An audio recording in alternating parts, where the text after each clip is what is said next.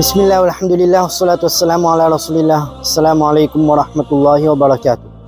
Bienvenue à toutes et à tous pour cette nouvelle édition du jeu Savoir être au Coran qui sera autour du thème le croyant guidé à la lumière du Coran et de la Sunna au milieu d'un monde empreint de confusion.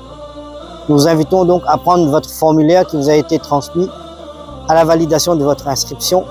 Et si vous ne l'avez pas encore téléchargé, vous pouvez le faire via le lien qui se trouve dans la description de la vidéo.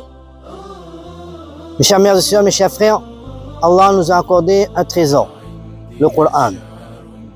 Le Coran est magnifique. Le Coran est à l'image d'Allah subhanahu wa ta'ala, car c'est un attribut d'Allah subhanahu wa ta'ala. Et Allah subhanahu wa ta'ala, il excelle, il est excellent, il est le meilleur. Le Coran, il excelle, il est excellent, il est le meilleur.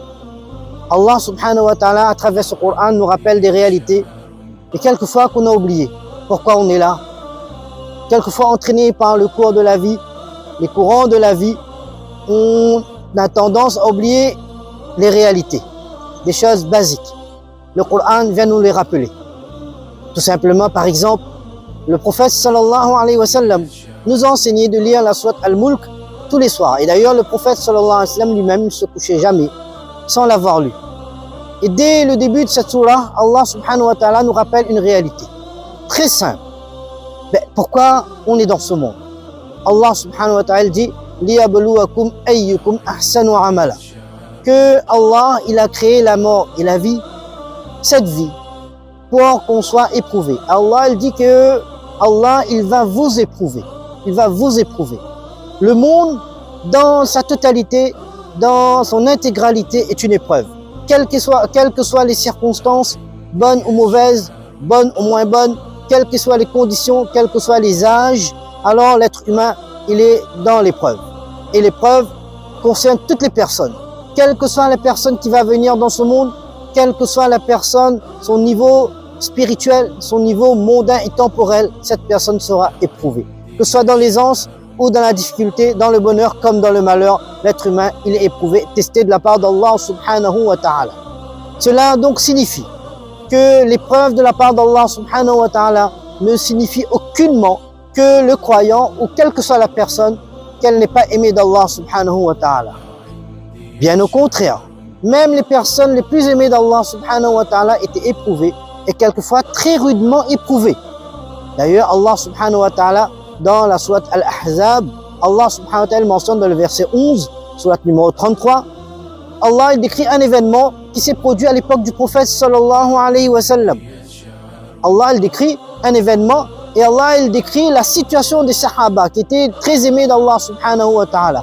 La situation même du prophète sallallahu alayhi wa sallam qui était l'être humain le plus cher à Allah subhanahu wa ta'ala qui a existé dans ce monde. وَزُلْزِلُوا زِلْزَالًا شَدِيدًا وَبَلَغَتِ الْقُلُوبُ الْحَنَاجِرَ وَتَظُنُّونَ بِاللَّهِ الظُّنُونَ هُنَالِكَ ابْتُلِيَ الْمُؤْمِنُونَ وَزُلْزِلُوا زِلْزَالًا شَدِيدًا. Allah dit que la situation était telle qu'on avait l'impression que le cœur de ces personnes allait s'extraire de leur corps, par peur, en raison de la situation qui était très compliquée, très difficile et qui était aussi très terrifiante. Donc, et Allah il continue, وَزُلْزِلُوا زِلْزَالًا شَدِيدًا. Elles étaient vraiment très remuées et très très éprouvées à ce moment-là.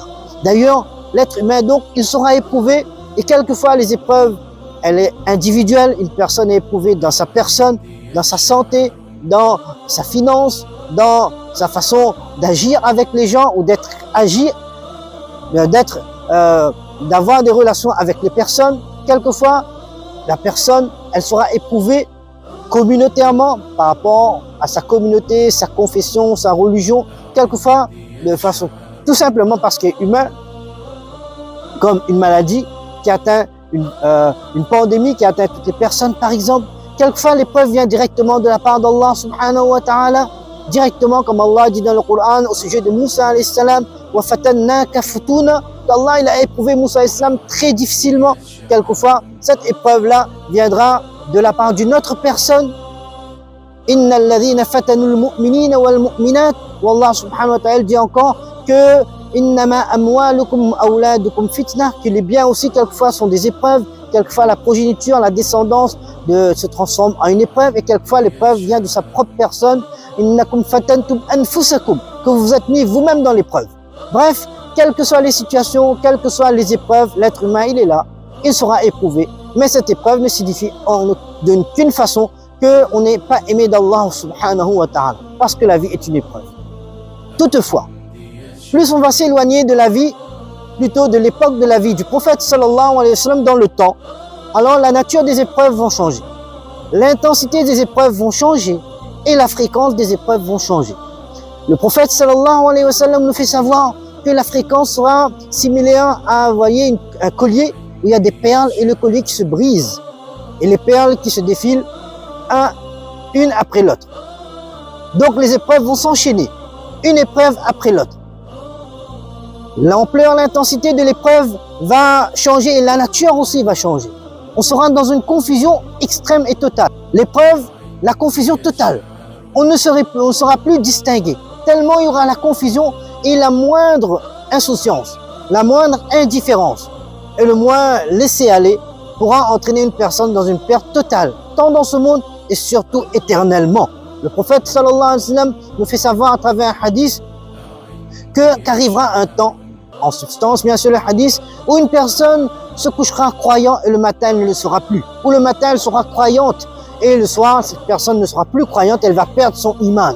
Parce que la nature de l'épreuve va changer, il y aura tellement une confusion qui va régner que la personne va se perdre. Ou bien il y aura un grand risque de se perdre et de mettre en péril sa foi. Allah subhanahu wa ta'ala dit dans le Coran au sujet de Shaitan, Zuyyina lahum su'u a'malihim. Allah dit que Shaitan, bien sûr, là Allah ne mentionne pas que c'est Shaitan. Allah dit que Zuyyina lahum, que leurs mauvaises actions ont été embellies. Shaitan, quelquefois, il nous trompe dans nos actions. On croit qu'on est en train de bien faire. Mais à cause de la confusion, à cause de toute la pression qui est autour de nous, on croit qu'on est en train de bien faire, alors qu'on est en train de faire quelque chose qui n'est pas bien et totalement, quelquefois, opposé même à nos principes. Confusion dans nos croyances. On commence à remettre en question, en raison de tout ce qui nous entoure, en raison de la pression même de Shaitan, qui nous pousse à remettre en cause nos croyances fondamentales. On se pose des questions sur nos croyances. On remet en cause nos croyances. Et là, le moindre faux pas peut nous entraîner vers une perte totale. On remet en cause quelquefois nos pratiques, les pratiques les plus basiques. Et quelquefois, on remet même en cause nos sources, le Coran et la Sunna. On commence à remettre en cause tous nos sources. Donc, Zuyyina lahum su'u a'malihim. Et Shaitan va transformer ça avec des arguments très jolis, avec des choses bien qui va nous paraître très agréables à écouter et quelquefois même rationnelles. Mais on oublie la révélation et on entraîne dans cette confusion. Et la nature, en fait, de ces épreuves-là va devenir, en fait, de plus en plus confuse. Les épreuves seront de plus en plus difficiles et on sera confus. Et cette confusion, donc, pourrait nous entraîner à une perte tant dans ce monde que dans l'autre monde. Donc, pour conclure, l'être humain, il est éprouvé. La vie est une épreuve et on sera éprouvé de toutes parts, dans les biens, dans la santé, dans notre famille, etc., de différentes façons. Mais les épreuves de la fin des temps, lorsqu'on va se rapprocher de la résurrection et s'éloigner de de la vie, de l'époque de la vie du prophète sallallahu alayhi wa sallam dans le temps, alors la nature va changer, l'ampleur et l'intensité des épreuves vont changer et de la même façon, la fréquence va changer. Donc il est très important de rester vigilant. Très important de rester vigilant, de s'accrocher au Coran et à la Sunna, aux directives d'Allah subhanahu wa ta'ala, aux directives de Rasulullah sallallahu alayhi wa sallam, aux enseignements du prophète sallallahu alayhi wa sallam.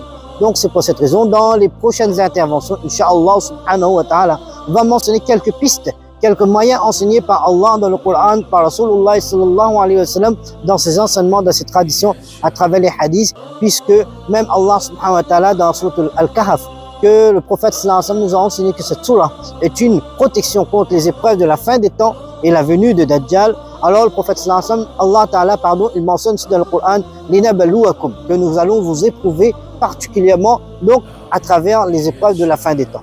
Donc, Inch'Allah, donc dans les interventions suivantes, on va vous donner quelques pistes donc pour pouvoir faire face, Inch'Allah, à ces épreuves. Wa akhiru da'wana, alhamdulillahi rabbil alamin. Wassalamu alaikum wa rahmatullahi wa barakatuh.